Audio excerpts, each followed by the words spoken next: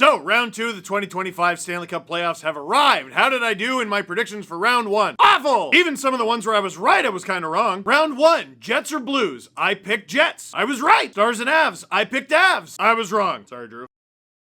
Golden Knights and Wild. I said Golden Knights, but I thought the Golden Knights were going to just walk past the Wild. It was a hard-fought slogfest, but Vegas did win. Kings versus Oilers. Holy. If they don't make that challenge, I think I might have been right. I was wrong. Leafs versus Senators. I nailed this one. I said Leafs in 6, even though it wasn't quite in the order that I thought. Panthers Lightning. Wrong. I thought the Panthers were still hurt. They were going to be missing Ekblad. I thought this was a tight series, and because of the tight series, everything matters. So if you're missing guys, it matters. Nope, they demolished the Lightning. It's the same reason I picked the Avs to beat the Stars. The Stars don't have Robertson. They don't have Heiskanen. Anyway, that's cope. Capitals versus Canadians. I was right. And Hurricanes versus Devils. Hurricanes won. I was right. What do we got now? Let's have a gander. We'll start with the Dallas Stars taking on the Winnipeg Jets. Winnipeg had to take on a lot of demons in the first round, specifically Connor Hellebuck. And sometimes he beat them, and sometimes they beat his ass. They beat him. The Jets had a really tough time on the road. The Dallas Stars, meanwhile, dude, they might be getting even stronger. We don't know if Mark Scheifele is going to return in this series, and we don't know how healthy he's going to be. Meanwhile, the Stars might get Miro Heiskanen. We're not sure. They might get Jason Robertson. We're not sure. Maybe it's all of the series. Maybe it's some of it. Maybe it's none of it. We're not sure. But we know that they had enough to take on Colorado, and playoff Mikko Rantanen activated. I do love very much that the winner of this series could very well be the starting goalie for the United States at the Olympics. It's Connor Hellebuck going directly up against Jake Ottinger. This is no disrespect to the Jets. They are an extremely good team. Good forward group, good D-core, great goaltending, even if it's spotty and unpredictable at times. But I look at the Dallas Stars, when they're healthy, as the deepest team in hockey. Their forward group is preposterous. Their D-core, I hate the right side, I love the left, and their goaltending's magnificent. Here's the thing that we learned about the Dallas Stars. When they need a goal, they can get it. Doesn't really matter what you throw in front of them. That's why I have Dallas beating Winnipeg. If I had to put a game on it, 6. Up next, adrenaline in a can. We got the Vegas Golden Knights taking on the Edmonton Oilers. Again, I love this series because to me, it's a full circle moment. Forget the Jack Eichel versus Connor McDavid stuff. A lot of people are going to try to sell you that. Meh, old storyline. It's definitely a factor. To me, the Vegas Golden Knights are the team that made the Edmonton Oilers believe. The Oilers made the conference final in 2022. Colorado handled them pretty soundly. They swept them. So even though you made it to the Final Four, you're still half of the wins away that you need to win the Stanley Cup. You need 16, you won 8. But when Vegas ran over everybody en route to the Stanley Cup in 2023, including their Stanley Cup final opponent, the Florida Panthers, the Oilers, by the end of it, we were all looking at them and going, they got closest. How did the Oilers respond? They made it to the Stanley Cup final, and they were 1 win shy, 2 goals shy. Vegas, they were in flux like they sort of always are. They just got all these guys, but they weren't necessarily part of the, like a big part of the team yet, and gelled and healthy, and they're taking on Dallas in the first round. That's a really tough matchup. So they lose to Dallas. Dallas plays Edmonton, loses. If you're Edmonton, you gotta have a lot of belief here. Now, your series started awful. Down 0-2 to the Kings. You're losing game 3 to the Kings, but it looks like you tied it up. Hooray! And you're getting Evander Kane back. All right, we're getting stronger. Yeah, you're still in a deficit. The weirdest, dumbest, frankly, it was not a smart challenge ever. Oilers take advantage, win game 3. They haven't lost since. Don't let this Oilers team get hot. They're scoring all up and down the lineup. This isn't just the Connor and Leon show. If they can find themselves in a strong position when Matthias Ekholm rejoins the lineup, oh no. The Golden Knights are big, and they're bigger than the Kings in the spots that matter most, in front of the net. We focus on the speed and everything, but the Oilers' net front presence is a huge part of their offense. Those guys make it miserable in the blue paint. If the Golden Knights can clear them out of there, I like their chances. If the Golden Knights attack can beat the Ekholmless Oilers D-core, maybe they can outscore them. But you still don't want to do the run and gun thing with the Edmonton Oilers because that's what the Kings did. The Kings scored a lot of goals for a team that lost, and it didn't matter. I'm having a really hard time with this one. I'm going to say in 7 games, Edmonton. Looking out east, we got the Carolina Hurricanes taking on the Washington Capitals in a Metro Division clash. 2 teams who I don't know if they know what to make of themselves after round 1. You have the Carolina Hurricanes, who made pretty decently easy work of the New Jersey Devils, who were missing half their D-core and their best forward. How are you supposed to win a series like that? Then you have the Washington Capitals, who, just like them on the receiving end the year before, they're the President's Trophy winners taking on this young up-and-coming team. Yes, last year the Capitals, young and up-and-coming, they had Ovechkin.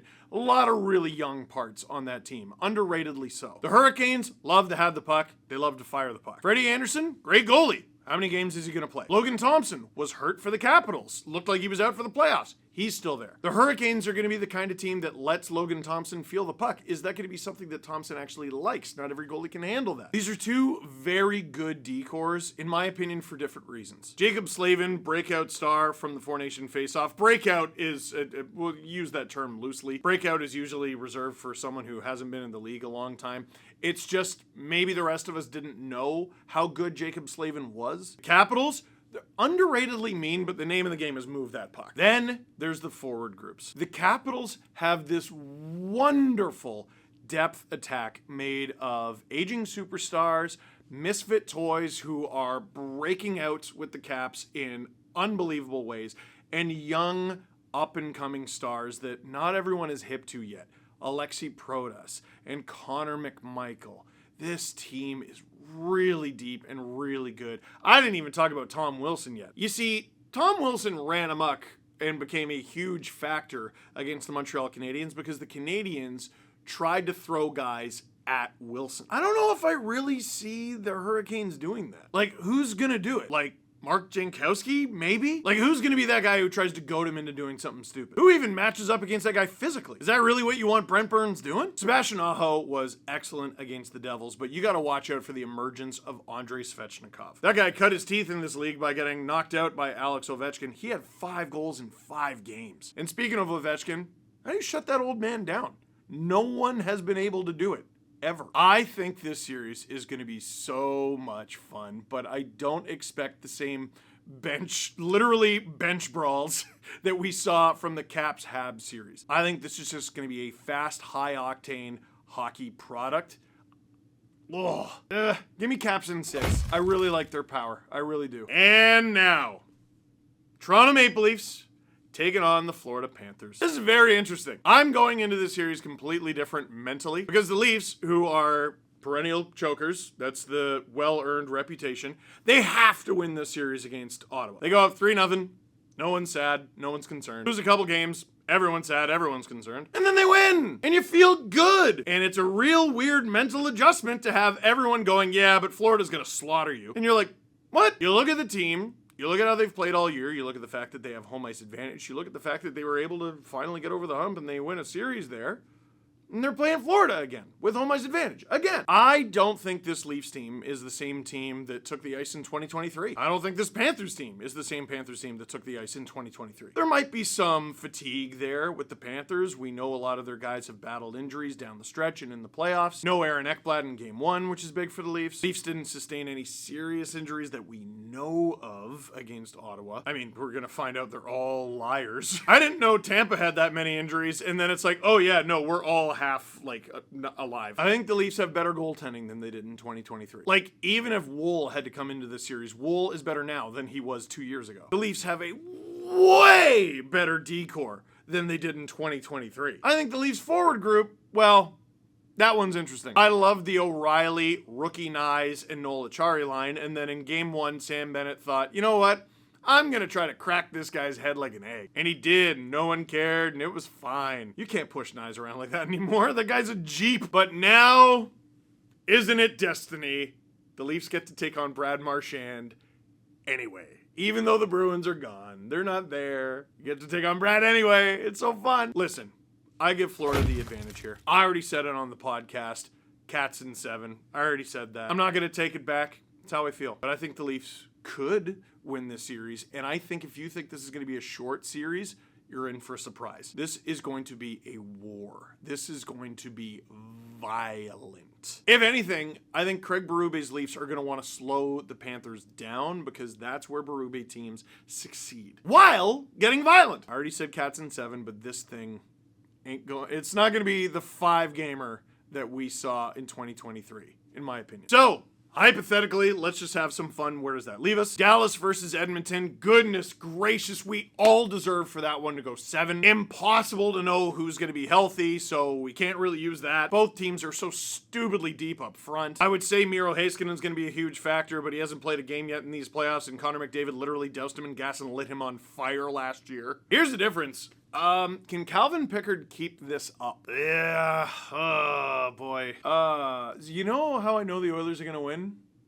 Dallas in 7. And in the East, I got the Capitals, I got the Panthers. Unless the Caps show that they got a little bit of Tom Wilson everywhere in their lineup, I think the Panthers brutalize that young team. Caps still get a couple games in there. I'll say Cats in 6. Cats and Caps, very tricky. Florida's going to win that in 6, and I think the list of injuries is going to be extremely long. So, I could have had the Edmonton-Florida rematch in the Stanley Cup final. I don't. Dallas. Ah, yes, Dallas. This is the series that Finland built, that basically half the players in the league who are Finnish are either on the Stars or the Panthers. Kitos for that. But this is all hypothetical, and we're not going to know who the eventual Stanley Cup champions are for, like, how long? Like another 6 weeks? Lots to happen between now and then. What do you think is going to happen between now and then? Leave a comment in the comment box down below. But for now, that is it for this one. Thank you very much for watching. Click like if you like this video. Click subscribe if you really liked it. Tell all your friends. Round 2 coming up.